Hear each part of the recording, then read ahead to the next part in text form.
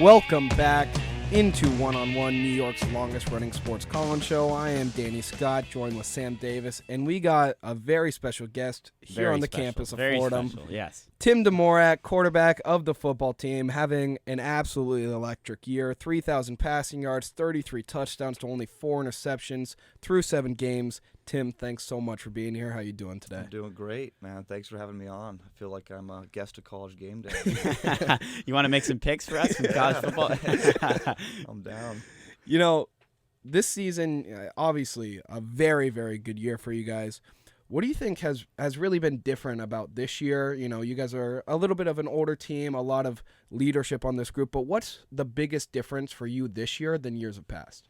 Yeah, I think it's just gelling with the guys, becoming more comfortable with the offense. I think last year it was our first year kind of installing a new offense. So, you know, there's some growing pains with that, but you can kind of see the future in it. And I think this year, second year in the system, along with what you said, a lot of upperclassmen, you know, fifth-year guys, that definitely helps. So I think we're kind of just gelling together. The team's buying into what the coaches are teaching us, and it's all just clicking right now. Tim, 49 points per game. That's first in all of the NCAA, FBS or FCS.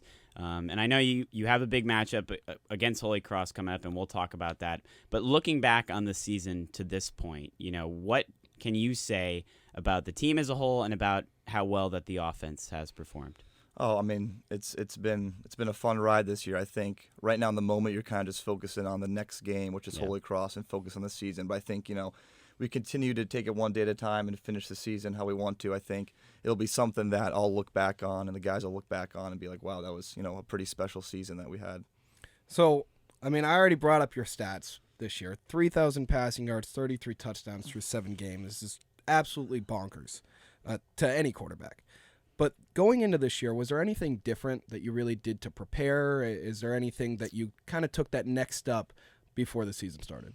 Yeah, I think I've always just tried to improve a little bit each year. You know, early in my career at Fordham, I was kind of a nobody. Freshman year, we weren't good. Sophomore year, we weren't really good. You know, junior year, COVID, and then last year I started to, you know, pick it up a little bit. Still didn't have a great season, and I think this year I've kind of just continued to focus on improving, and it's kind of just the little things like my coach Decker always talks about, just staying within the offense, trusting the guys around you, trusting everybody. And I think, you know, you kind of start to see the results from that, not just, you know, with completion percentage going up. I think that, you know, that shows also, and just obviously the points per game. So I think just trying to improve a little bit each day. Tim, you mentioned trusting your offense, you know, and I think a lot of that starts with the receivers and the number of options that you have. You know, Fotis, Takis, MJ Wright. You go down the list. There's a lot of different options for you. Yeah. During the game, you know, how does that help with the way that you know, obviously have a great offensive line as well, so you have time for those guys to work their way down the field, but just trusting that those guys are going to work their way, get open.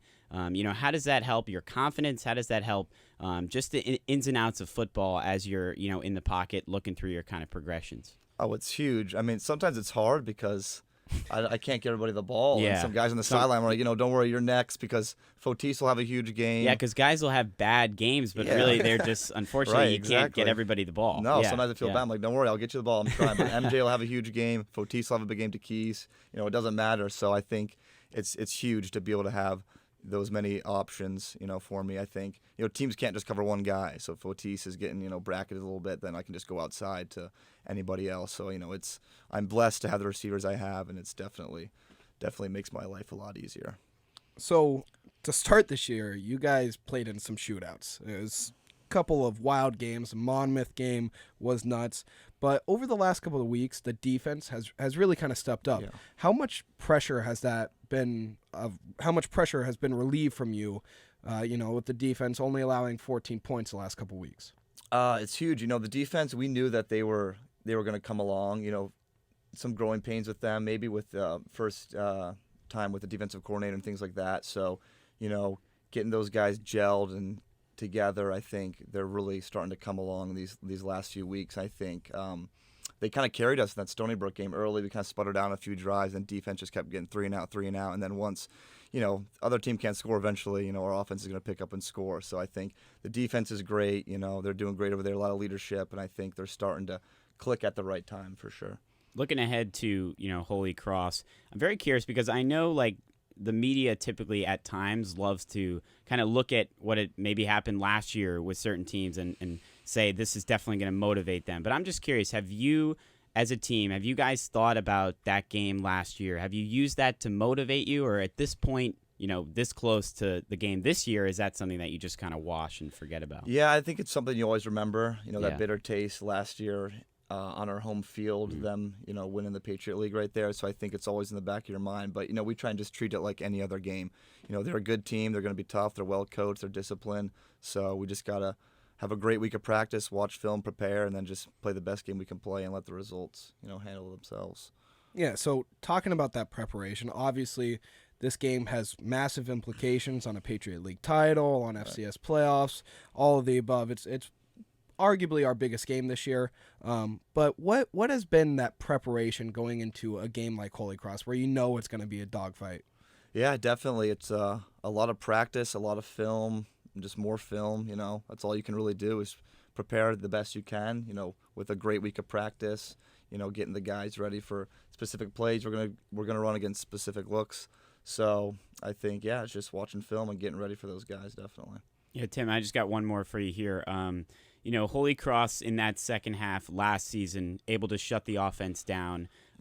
What challenges overall does the defense specifically for Holy Cross present for you guys? Yeah, they're solid, from the D-line all the way to their secondary. They're a talented group. Like I said before, they're well coached, they're disciplined. They don't make a lot of errors on defense, so we're going to have to earn every single yard, So we're going to have to definitely play good football, but definitely looking forward to the challenge of these guys. Well, next week should be very fun. Tim, thank you so much for stopping by. We really appreciate your time. Absolutely. Thanks for having me, guys. Thanks, Tim. I appreciate it. We're going to take a real quick break. When we come back, Sam and I will sit down, discuss this interview with Tim, talk some more Fordham football, and then we'll have head coach of the men's basketball team, Keith Ergo.